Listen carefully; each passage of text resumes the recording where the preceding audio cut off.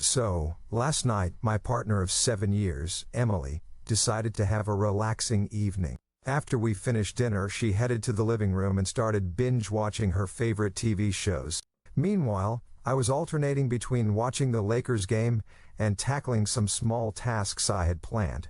At some point, I noticed she had opened a bottle of wine, and by the end of the night she had gone through 2 entire bottles. Around midnight, I thought I should check on her, and I found her passed out on the couch.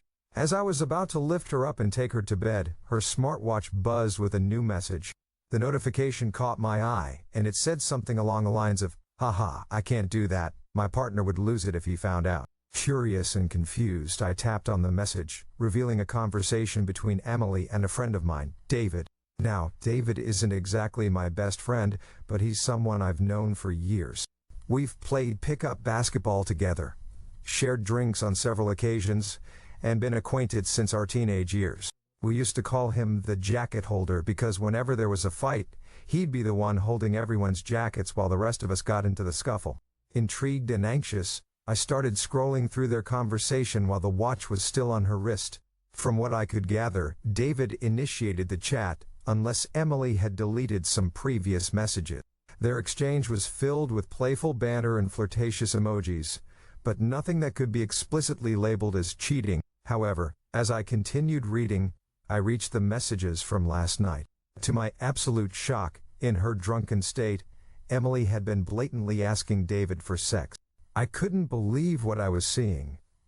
I don't remember the exact words, but she was saying things like how she had always been attracted to him, how no one would ever find out if they did anything, and the most devastating part was her assurance that she was excellent at keeping secrets. I tried to find more messages on her watch but couldn't. I don't know her phone passcode, so I couldn't check further. I eventually put her to bed and sat in the kitchen, stunned and unable to process what I had just discovered. I ended up falling asleep there and woke up around 5:30 in the morning, still in a state of disbelief. When it was time to leave for work, I got into my van but found myself unable to face the day. Instead, I went back into the house, grabbed a half-empty bottle of vodka, topped it off with Coke, and decided to take a long walk along the disused railway line near our home. We live in an area surrounded by woodlands, and the old railway track stretches for miles. I've walked a considerable distance, and now I'm sitting under an old railway bridge, feeling like a complete mess. I'm fuming with anger, and if you saw me from a distance, you'd probably think there was a fire nearby due to the steam practically coming out of my ears. So, what should I do now? I don't want to talk to her. I can't even stand to look at her after what I read. It felt like a knife to my heart. Every bit of love I had for her seems to have vanished into thin air after seeing her beg like that.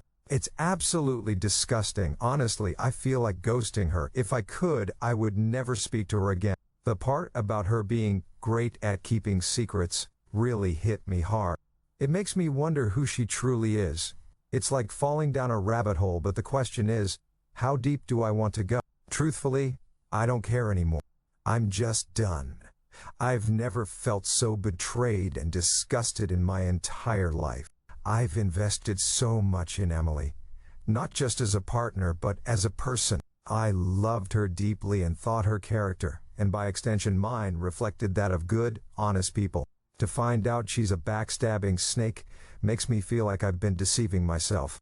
I feel like a worse person than I was before. It's like looking up to someone, taking their advice and life lessons, only to find out they were a criminal or a creep. Your entire perception of yourself and your life gets shattered because you've invested so much time and energy into a fraud. God, I'm rambling. I apologize. I'm fortunate that our house is owned by my parents. They moved to a retirement village 6 years ago and let us move into their house. They plan to leave it to me in their will, but I don't own it yet and hopefully won't for a long time. They wanted to enjoy their final years in peace without the hassle of maintaining a home. So when we divorce, Emily won't be able to claim the house. So what do I do now? Honestly, I'm thinking of just not saying a word and kicking her out. While walking here, I thought about asking my buddy, who's a locksmith, to quietly change the locks today. I could make up some story about something being broken with the doors. She wouldn't care as long as I'm around. Then, Once the locks are changed, I'd lock the front door and ask her to come outside to check something. When she steps out, I'd run back in and lock the door behind her. That sounds childish, doesn't it? But seriously, I'm at a loss. I'm staring at a bottle right now, feeling like my life has been torn apart. As for that so-called friend of mine, there's no doubt he was up to something shady. I wouldn't have found out about this at all if it weren't for that smartwatch. I'm definitely going to confront him soon. He used to hold jackets, now he'll be holding his face. Yesterday, after writing the post and feeling like a complete wreck, 2 dog walkers approached me, clearly worried. I poured out everything to them and one of them said, "Son, the worst thing you can do right now is drink. It'll only make things worse." I'm grateful for that advice because I was spiraling. I threw the vodka away and called a friend who said I could crash at his place to calm down. He was at work but told me where to find the spare key.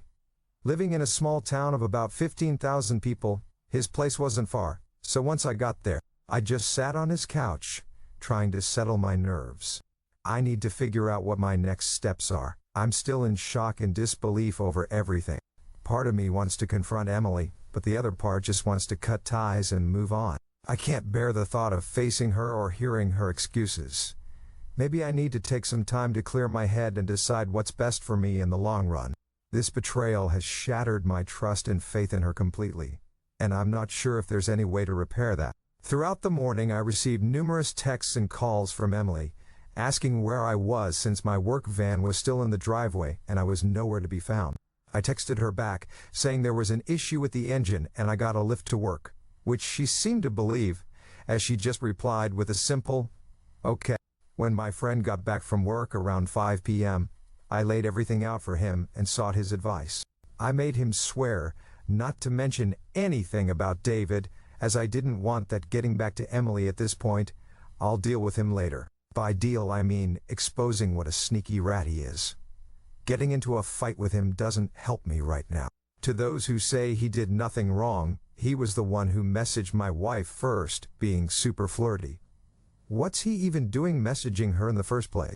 They barely know each other, and it was flirty from the start, as far as I could tell. My friend advised me to keep a low profile while gathering more information, but also to speak to a lawyer and start exploring my options, which I've done today. He drove me home around 6 p.m., and by then I was completely exhausted. The adrenaline of the day had finally worn off.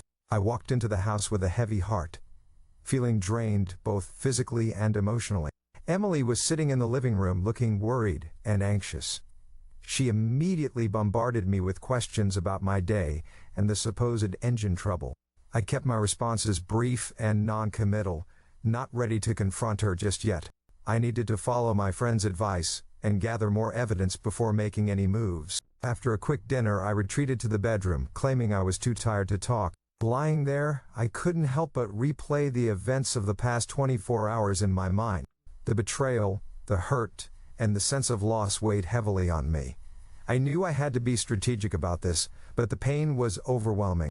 I spent the rest of the evening formulating a plan. I would quietly gather more information, document everything, and consult with the lawyer to understand my legal standing.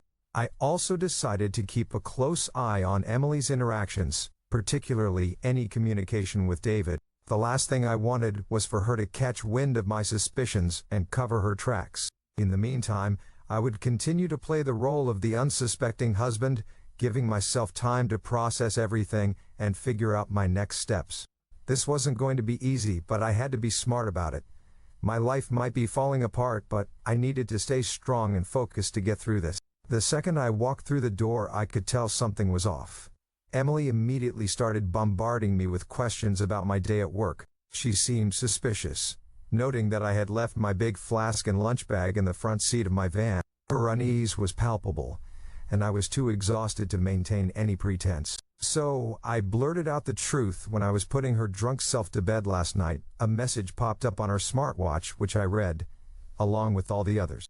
I told her she was a disgusting cheat, and that I wanted nothing more to do with her. Her confident, arms-crossed demeanor crumbled instantly.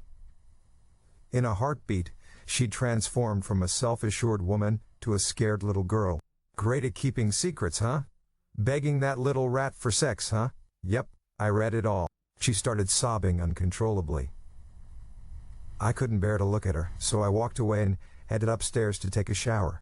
The water was scalding hot, but I didn't care. I needed something to snap me out of the shock. But when I got out, I found her sitting on the top stair, still crying, and that's when the excuses started pouring out of her mouth. She claimed she was drunk and vulnerable, that she had never done anything like this before.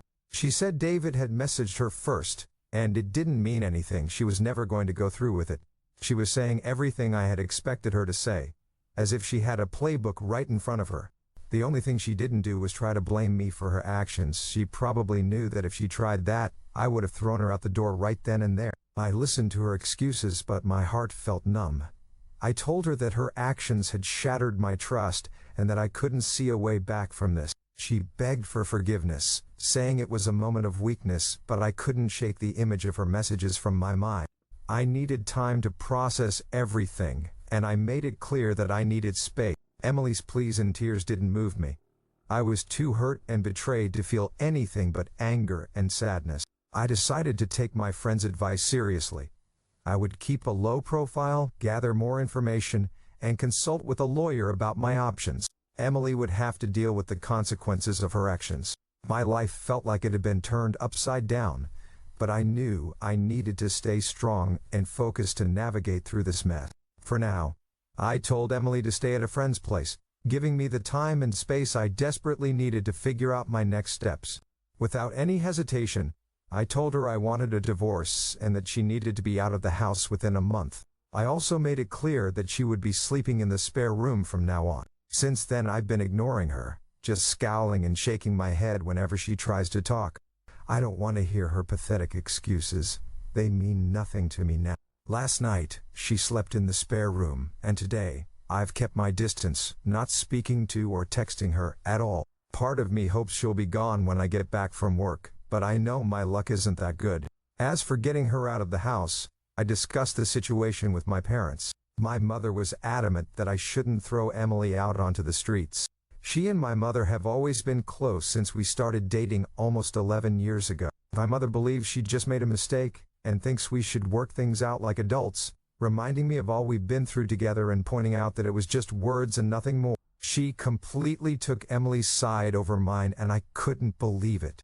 This makes me wonder if I have any right to ask Emily to leave if my mother is against it.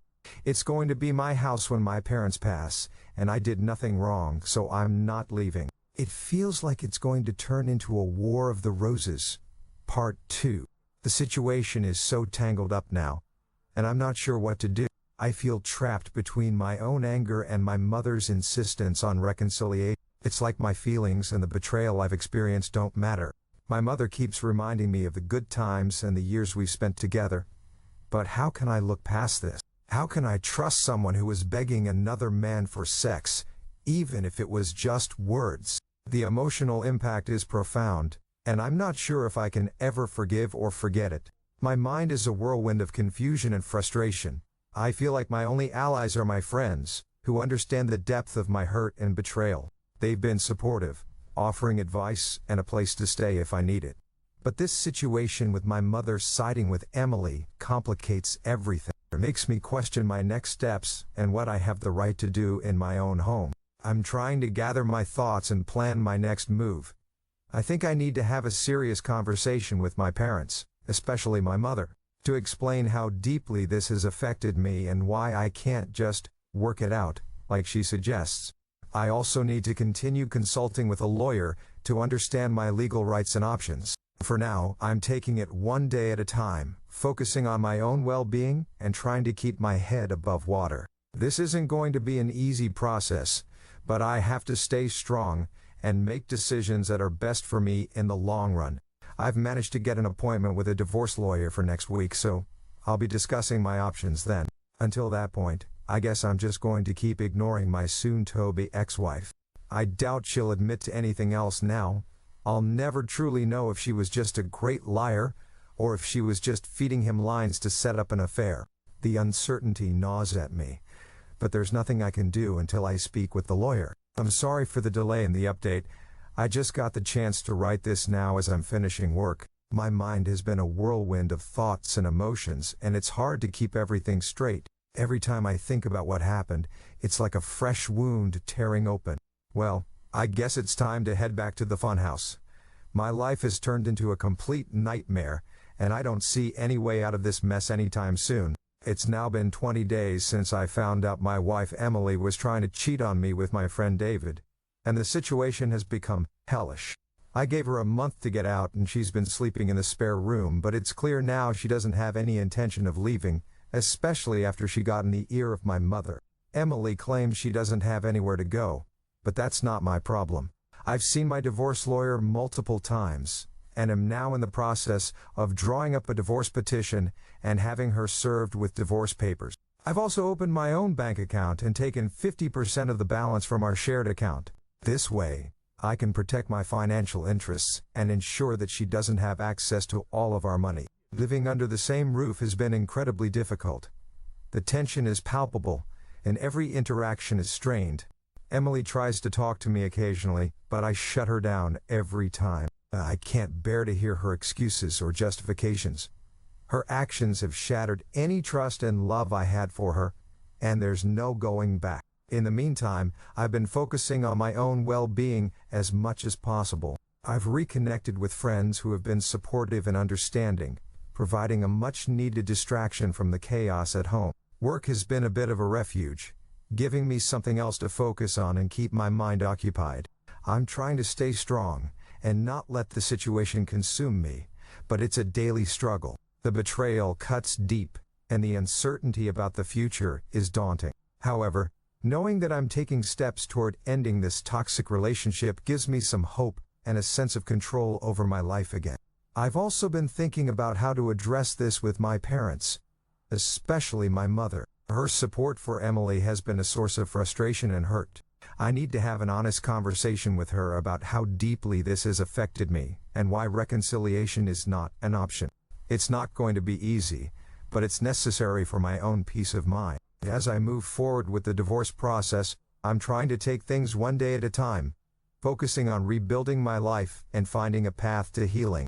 This isn't the life I envisioned, but I'm determined to come out of this stronger and more resilient. The atmosphere around the house has been tense and awkward, to say the least. The living room has turned into a no-man's land where neither of us frequents, and we both spend the majority of our time in our respective rooms. I've also been intentionally working late to avoid interacting with Emily. Initially, I'd been completely ignoring her, but after reading about the 180 strategy, I decided to implement it and have been civil, though a bit cold towards her.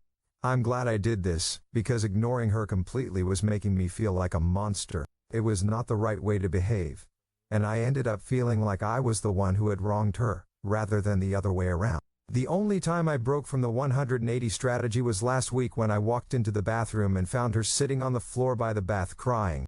I helped her up and instinctively hugged her, though it was more of a there type hug than one with much affection attached to it. The sad thing is, I'm so suspicious of her now that I wouldn't put it past her to have been waiting for me to come in so she could put on a performance. That probably isn't even true, but this is the sort of paranoia that's going through my head in this toxic environment. The implementation of the 180 strategy has helped me maintain some semblance of normalcy and sanity. It allows me to interact with Emily without the intense emotional backlash that complete avoidance was causing. It's not easy, but it's a more manageable way to coexist until the legal process is complete. My appointments with the divorce lawyer have been productive. We're making progress on the divorce petition, and I'm preparing for the moment when Emily will be served with the papers. Having my own bank account and securing half of our shared finances has given me a sense of security and control over the situation. Living in this tense atmosphere, I've become more reflective about my own well-being. Reconnecting with friends and focusing on my work has been essential in keeping my mind occupied and my spirits up. The betrayal still stings deeply, but I'm finding ways to cope and move forward. I know I need to address the situation with my parents, especially my mother. Her support for Emily has been a source of frustration and hurt. I need to have an honest conversation with her about how deeply this has affected me and why reconciliation is not an option. It's a difficult step, but it's necessary for my peace of mind and to ensure that my family understands my perspective. As I move forward with the divorce process, I'm taking things one day at a time. This isn't the life I envisioned, but I'm determined to come out of this stronger and more resilient. My focus is on rebuilding my life and finding a path to healing, even in the midst of this turmoil. Emily's been adamant about doing anything and everything to save our marriage, constantly insisting that it was just a silly mistake and that she'll prove her commitment to me. So I brought up the idea of a lie detector test. I don't actually plan on getting one done, wouldn't even know where to start, but I wanted to see her reaction.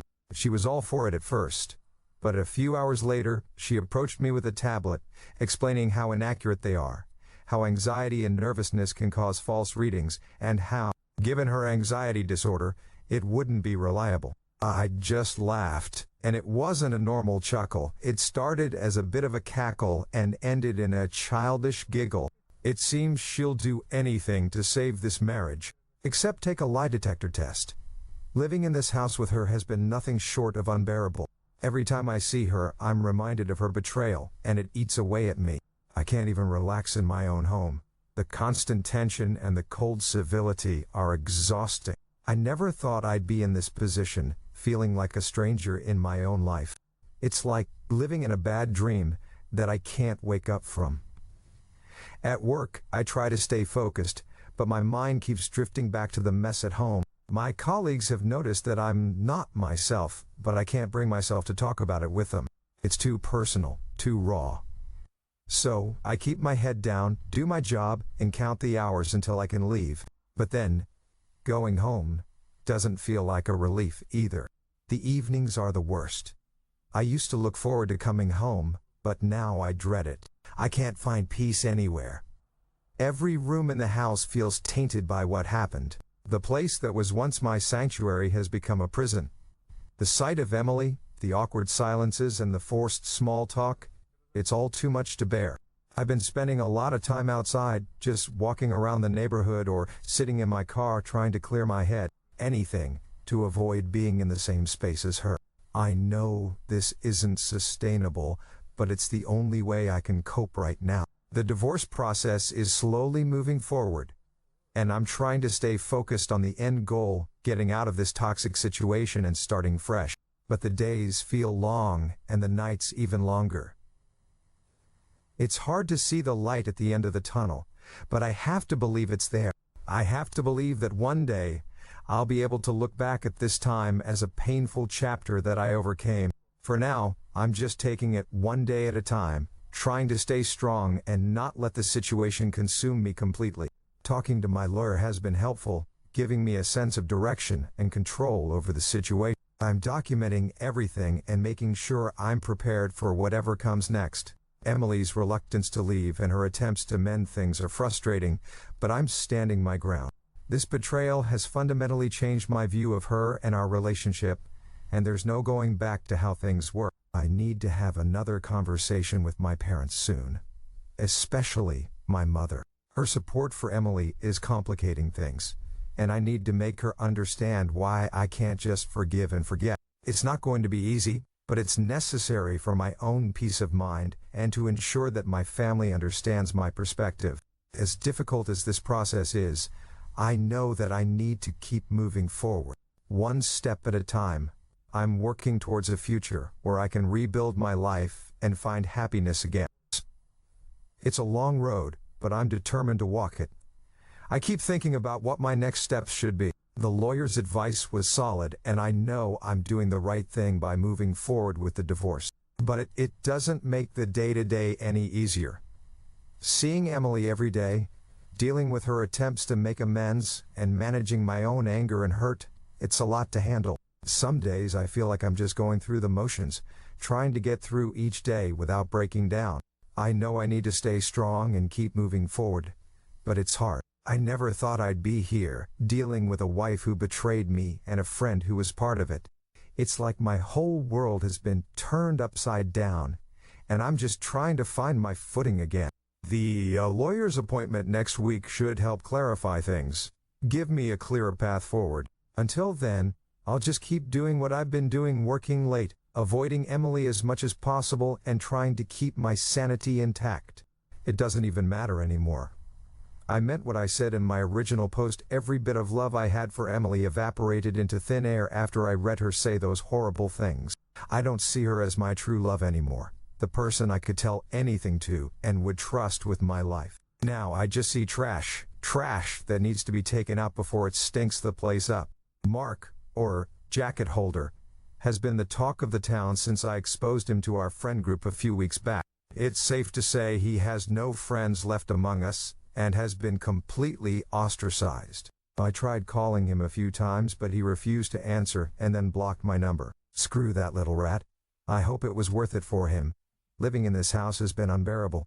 The constant tension, the awkward silences, and the forced civility are taking a toll on my mental health. I used to find comfort in my home, but now it feels like a battleground. Emily's attempts to make amends feel hollow and insincere, and every time she tries, it only reminds me of her betrayal. My colleagues have noticed that I'm not myself, but I haven't confided in anyone at work. It's too personal and too raw to share. Instead, I bury myself in my tasks, trying to distract myself from the mess that awaits me at home. The evenings are the worst. I used to look forward to coming home, but now I dread it. Every room feels tainted by what happened, and there's no escaping the memories. I've been spending a lot of time outside, just walking around the neighborhood or sitting in my car trying to clear my head. Anything to avoid being in the same space as her. I know this isn't sustainable, but it's the only way I can cope right now. The divorce process is slowly moving forward, and I'm trying to stay focused on the end goal, getting out of this toxic situation and starting fresh. But the days feel long, and the nights even longer. It's hard to see the light at the end of the tunnel, but I have to believe it's there. I have to believe that one day, I'll be able to look back at this time as a painful chapter that I overcame. For now, I'm just taking it one day at a time, trying to stay strong and not let the situation consume me completely. Talking to my lawyer has been helpful, giving me a sense of direction and control over the situation. I'm documenting everything and making sure I'm prepared for whatever comes next. Emily's reluctance to leave and her attempts to mend things are frustrating, but I'm standing my ground. This betrayal has fundamentally changed my view of her and our relationship, and there's no going back to how things were. I need to have another conversation with my parents soon, especially my mother. Her support for Emily is complicating things, and I need to make her understand why I can't just forgive and forget. It's not going to be easy, but it's necessary for my own peace of mind and to ensure that my family understands my perspective. As difficult as this process is, I know that I need to keep moving forward. One step at a time, I'm working towards a future where I can rebuild my life and find happiness again. It's a long road, but I'm determined to walk it. I've had multiple heated conversations with my mother about this, and during one particularly intense argument, I asked her why she was taking Emily's side. Was there something she wasn't telling me? What was she expecting? Us to live like roommates? Pretend like nothing happened? It's ridiculous. She said she has always seen Emily as the daughter she never had but always wanted. My mother had a stillborn daughter before I was born, and it has haunted her ever since. She latched on to Emily from the moment we got together, and they have had a close bond ever since. The fact that Emily doesn't have any family and only a few friends who have their own busy lives and families means if I threw her out, she would be all alone. My mom thinks that's unacceptable, especially during a pandemic. She'd tried to get me to come to a compromise, saying that in 3 or 4 months we should reassess the situation and see where we are mentally. She's pushing me to try couples counseling before I throw in the towel. I'm not doing that. The thought of being in the same house as Emily over Christmas makes me feel ill. She'll want to do Christmas right as she does every year, and it'll be a complete shit show. My dad, God love him, has never been much of a talker. He's a quiet, proud, but timid man, and my mother's word has always been the one that matters in our house. Living in this tense environment is draining. The awkward silences, the fake civility, the constant tension, it's unbearable. I've been working late, trying to avoid coming home, but I know that's just a temporary solution. Every time I walk through the door, I'm reminded of the betrayal, the lies, The trust that's been shattered. It's like living in a prison where the warden is someone you once loved and trusted. I've been spending a lot of time reflecting on our relationship, trying to understand how we got here. Was it always doomed to fail? Did I miss the signs? Or was this a sudden betrayal that blindsided me? These questions haunt me, but I know that dwelling on them won't change anything. The reality is that Emily broke our trust, and there's no coming back from that. I've been seeing a divorce lawyer, and we're moving forward with the paperwork. I've opened a new bank account and taken my share of our joint funds. It's a step towards reclaiming my independence. But it feels hollow. I never wanted things to end this way. But I know it's the only path forward. My friends have been supportive, but it's hard to talk about this with them. They're shocked, angry on my behalf, but they can't fully understand the depth of the betrayal I feel. It's something I have to process on my own, and that's a lonely road to walk. I keep thinking about what my future will look like. The thought of starting over is daunting, but I know I can't stay in this toxic situation. I need to find a way to rebuild my life, to find happiness again. It won't be easy, but I have to believe it's possible. For now, I'm taking it one day at a time, trying to focus on the practical steps I need to take. The lawyer's appointment next week will help clarify things, give me a clearer path forward. Until then, I'll just keep doing what I've been doing, working late, avoiding Emily as much as possible, and trying to keep my sanity intact. It's a rough road, but I know I'm doing the right thing. I deserve better than this. I deserve a life where I can trust the people I love, where I don't have to second-guess every interaction. I don't know what the future holds, but I'm determined to face it head-on, to find a way out of this mess and into a better, brighter future. People have been telling me that I'm selfish and spoiled, saying it's not my house and I have no right to make demands. But now, it's a case of my wife, or me for my parents. If worst comes to worst, I'm ready to walk out the door and never come back. Screw this house. I need to be able to look at myself in the mirror with some semblance of self-respect, and someone has to keep their word in this debacle. If I do leave, my friend has said I can stay with him for a few weeks until I get myself sorted. If I walk out that door though, I'm done with my parents. I'll never speak to them again in my life. They'll probably see it as me giving up on them, walking away without trying to at least have a go at fixing things first. I see it as them choosing someone who broke my heart over me. What will be the logistics once I'm gone? Just Emily staying there herself, with my mother and father looking after a backstabber while their own flesh and blood goes off alone. A little more info on the house my parents let us move in, a year after our wedding. It was an apparent belated wedding gift, though that was just the chatter from them at the time. They were always planning on moving out and moving us in. I've spent tens of thousands on it over the years, but that's neither here nor there. I have fantasies of leaving this all behind, going somewhere new and starting again, but I don't have anywhere else to go. I've lived in this town all my life, it's all I know. Am I being too harsh here? I'm literally ready to slingshot my parents right out of my life, but I feel so torn. Why am I the one who has to lose everything and everyone? I've tried to be good, and I always thought you make your own luck and that good things happen to good people. Maybe I'm not as good as I think I am. Maybe I deserve all I get. Living here has become unbearable. Every day, I wake up with this gnawing sense of betrayal and disappointment. I've stopped going into the living room altogether. It's like a ghost town. Emily's there too, occupying a space that used to be ours, and now feels like a battleground. I work late, just to avoid being in the same house as her, but that's a temporary escape. When I come home, it's right back into the tension and the awkward silences. My mother keeps pushing for us to reconcile, but I can't see that happening. She thinks we should go to couples counseling, give it a few months, and see where we are. But the thought of spending Christmas with Emily makes me feel ill. I can't imagine pretending everything is okay, trying to celebrate while this massive betrayal hangs over us. And then there's Mark, who's been completely ostracized from our friend group. He blocked my number after I tried calling him a few times. It's clear he wants to avoid me, but that's fine. I have no desire to speak to him anyway. He's just as much to blame as Emily, if not more. He should have known better than to message her in the first place. The house, my parents, my so-called friend, my wife, It's all too much. The dreams of starting over somewhere new keep creeping into my thoughts. I imagine packing up and leaving, finding a place where I can start fresh without all this baggage. But that's just a fantasy. I've lived in this town all my life. It's all I know. Am I being too harsh? Maybe. But I feel like I'm the one losing everything and everyone. I've always tried to be good, to do the right thing. I believed that good things happen to good people, but now, I'm not so sure. Maybe I'm not as good as I thought I was. Maybe I deserve this. This whole situation is tearing me apart.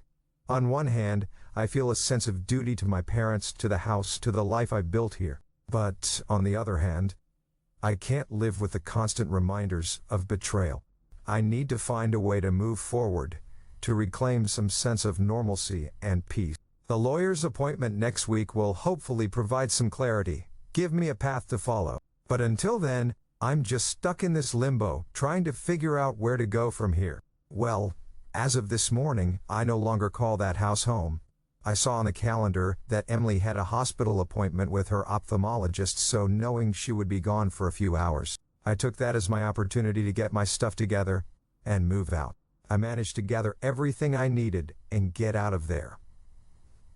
After getting my things sorted and moved, I left the house keys on the kitchen table, along with the divorce papers I received from the lawyer last week. Then I walked out the door and didn't look back. I've blocked both Emily's and my mother's numbers, and any communication with Emily from now on will be handled through my lawyer. For now, I'm staying with a friend for a week or two, but I hope to have my own rented place before Christmas. I haven't spoken to my parents in weeks. The last time we communicated was via text, where I tried to explain to my mother in explicit detail the things Emily had said in her texts to Mark. I tried to convey why it hurt me so much, and why I believed it wasn't the first time she'd done something like this, especially with her comment about being great at keeping secrets. I told her I could never trust Emily again. My mother texted back, saying she couldn't talk to me when I was like this and that she would let me cool off. She tried to call me a few days ago, but I ignored it, and now I've blocked her number too. I feel so let down by my parents, and at this point, it almost feels worse than the original betrayal from Emily. The way I'm feeling right now, I don't think I'll ever speak to them again. In times of strife, you look to your family to be strong for you, to be a rock, and give you, the wronged one, support. My parents have been weak. They've made me feel like the one in the wrong, like I'm overreacting, and that it's me ripping this family apart. But it's not. I never asked them to move mountains for me, just to move my cheating wife out of the house, and they made their choice. My father also had the chance to put his foot down for once in his life and stand up for me, but he didn't. You make your choices, and you live with them, I guess. It's just incredibly disappointing to realize that the people you thought you could count on the most have failed you. My mother's attachment to Emily and my father's inability to stand up to her have left me feeling abandoned and alone. I'm trying to stay focused on the future now, finding a new place, settling into a new routine, and rebuilding my life without Emily or my parents.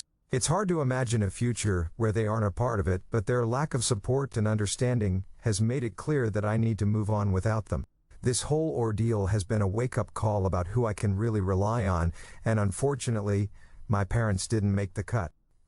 I've got to look out for myself now. I need to find a way to be happy again, to trust again, and to build a new life from the ashes of this disaster. It won't be easy, but I have to believe that it's possible. I have to believe that there's something better out there for me, away from the betrayal and the heartache. For now, I'll take it one day at a time. I'll work on securing a new place, getting my life in order, and focusing on my own well-being. It's a tough road ahead, but I'm determined to walk it, even if I have to do it alone. Months have passed since I moved out, and life has taken on a new rhythm. I found a small, cozy apartment on the other side of town. It's nothing fancy, but it's mine, and it's a fresh start. I've slowly been furnishing it, piece by piece, and it's beginning to feel like home. Christmas came and went, and while it was hard to spend it alone, it was also a time of reflection and healing. Instead of the usual festivities, I took the time to focus on myself. I cooked a simple meal, watched some of my favorite movies, and allowed myself to relax without the constant tension that had plagued the last few months at the house.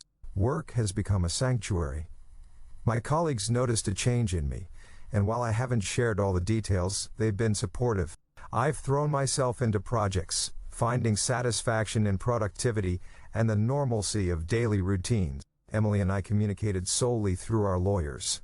The divorce process was tough, but each step forward felt like shedding a weight. Emily tried to reach out a few times through our lawyers, suggesting mediation or even reconciliation, but I stood firm. There was no going back. One unexpected positive has been the reconnection with old friends. People I hadn't seen in years reached out when they heard about the situation. Their support has been invaluable, and it's reminded me of the strong network I have, even if my immediate family let me down. As for my parents, the rift remains. My mother sent a few messages, trying to explain her perspective, but I haven't been ready to respond.